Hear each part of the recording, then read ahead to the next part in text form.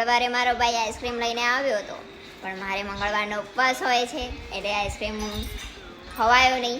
અને 2 દિવસથી મારો ભાઈ પૂછે છે આઈસ્ક્રીમ ખાધો, પણ હજુ આઈસ્ક્રીમ ખાધો જ નથી, કેમ કે કામમાં આઈસ્ક્રીમ ખાવાનો ટાઈમ જ ના મળ્યો, બળી જ જવાતો હતો.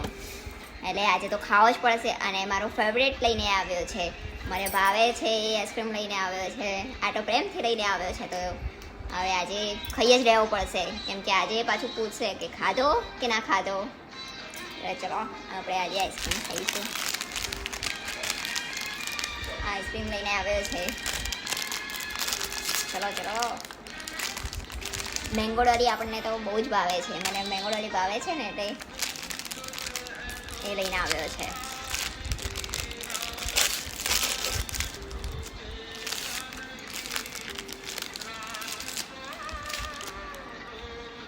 ચલો આવી જાઓ આઈસ્ક્રીમ ખાવા.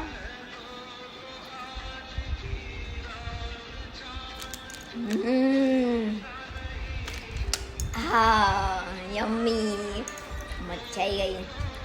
ઘણા લોકો છે ને મેંગો ડોરી હોય યા ચોકોબાર હોય તો ઘણા લોકો છે ને આ જે પડ છે ને એ પડ લોકો ખાઈ જતા હોય છે ને જે અંદરનો જે આઈસ્ક્રીમ છે ને એ લાસ્ટમાં ખાતા હોય છે. તો આવું કેટલા લોકો કરે છે? એટલા લોકો કમેન્ટ કરો. સાચી વાત છે ને મારી? બાય.